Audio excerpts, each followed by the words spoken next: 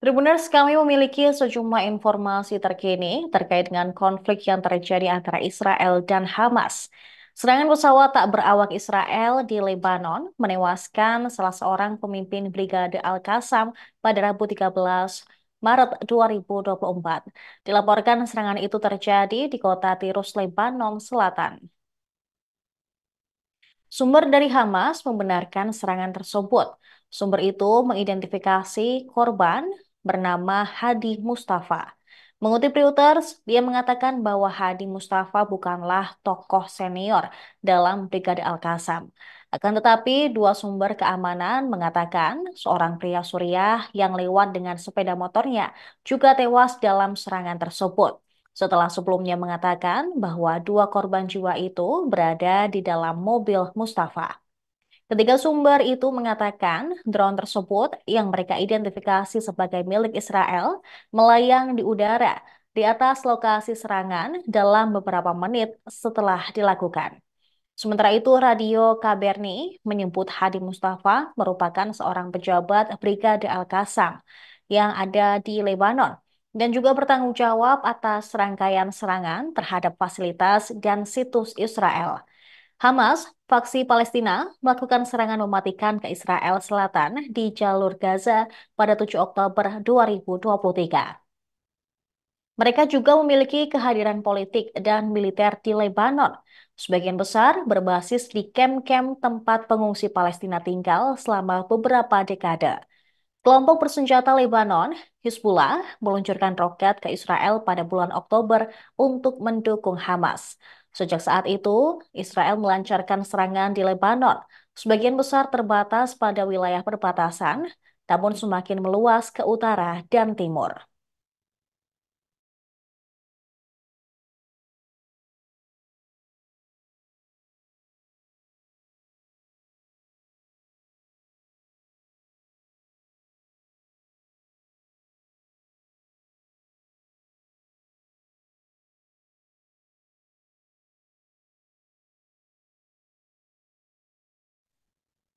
Krisis pangan membuat dapur amal Palestina dan relawan di Gaza Utara harus memutar otak mengolah bahan pangan sisa menjadi hidangan sederhana untuk sahur maupun buka puasa, terutama untuk anak-anak.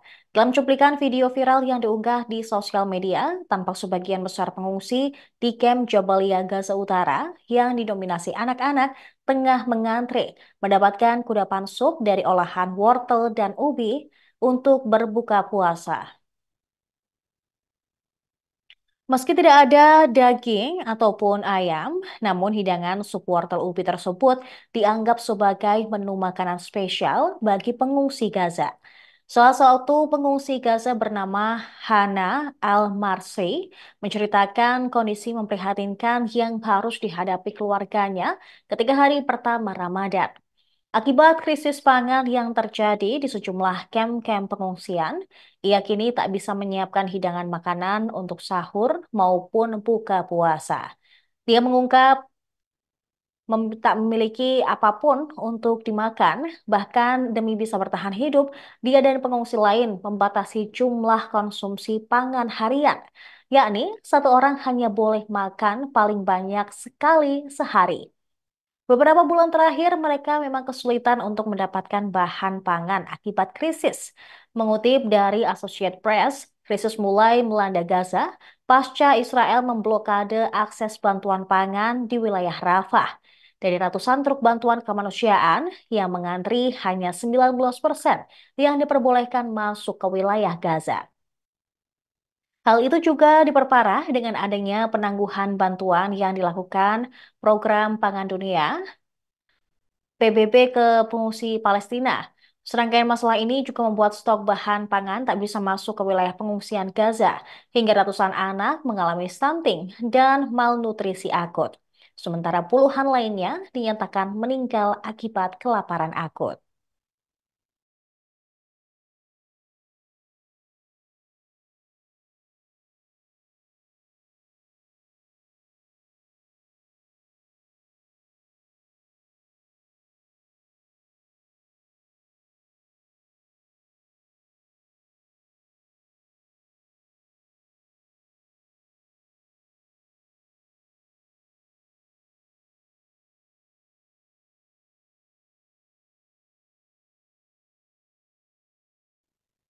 Arab Saudi mengajukan persyaratan untuk Israel jika Tel Aviv ingin diakui. Syarat ini juga mencakup pembentukan negara Palestina. Salah seorang diplomat Arab mengatakan, ini adalah cara jika Israel ingin menjalin hubungan diplomatik dengan Riyadh. Selain itu, pembentukan negara Palestina tidak akan ditolak oleh Arab Saudi. Israel telah berulang kali menyatakan bahwa mereka menentang pemberian negara mereka sendiri kepada Palestina, terutama setelah serangan Hamas pada 7 Oktober. Pemungutan suara yang dilakukan di parlemen Israel bulan lalu juga menegaskan kembali penolakan mereka terhadap solusi dua negara dalam konflik yang telah berlangsung selama puluhan tahun. Negara-negara Arab telah lama menyatakan bersedia mengakui Israel, namun dengan syarat penyelesaian masalah Palestina. Syarat ini pun masih terbuka. Diplomat tersebut mengatakan ini merupakan tanggung jawab Perdana Menteri Israel, Benyamin Netanyahu, untuk mengakui peluang bersejarah yang ada di hadapannya. Kemajuan tersebut yang mencakup gencatan senjata segera dan mengatasi bencana kemanusiaan di Gaza akibat pemboman Israel, yang juga dapat mencegah terulangnya bencana 7 Oktober. Diplomat tertinggi Saudi, Pangeran Faisal bin Farhan, terus-menerus menekankan pentingnya mengambil langkah-langkah yang tidak dapat diubah untuk menerapkan solusi dua negara yang mengakui negara Palestina berdasarkan perbatasan 4 Juni 1967 dengan Yerusalem Timur sebagai ibu kotanya.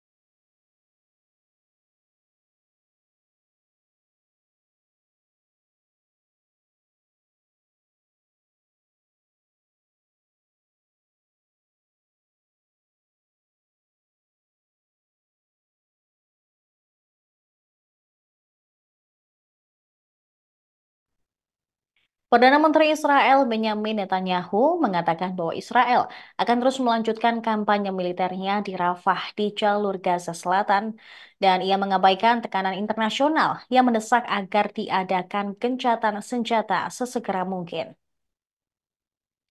Netanyahu dalam pidato video di konferensi organisasi AIPAC pro-Israel di Washington DC mengatakan akan membebaskan penduduk sipil yang saat ini disandra oleh Hamas. Komentar Netanyahu muncul ketika para pemimpin Uni Eropa berencana mendesak Israel agar tidak melancarkan operasi darat di Rafah. Dalam rancangan kesimpulan pertemuan puncak mendatang, keputusan itu dapat diambil jika 27 pemimpin nasional Uni Eropa menyetujuinya. Rencananya pertemuan tersebut bakal digelar pada 21 dan 22 Maret. Sementara itu, Presiden AS Joe Biden mengatakan pada hari Sabtu lalu bahwa Netanyahu lebih merugikan Israel daripada membantu dengan melakukan perang dengan cara yang bertentangan dari nilai-nilai negara.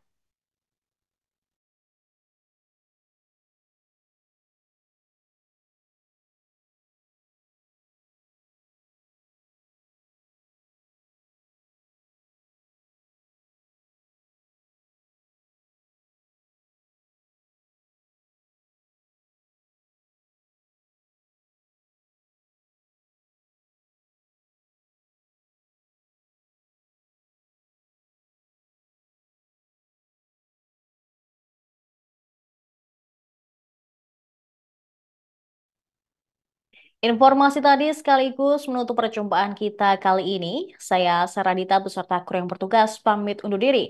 Terima kasih atas kebersamaan Anda dan sampai jumpa. Download Tribun X sekarang, menghadirkan lokal menjadi Indonesia.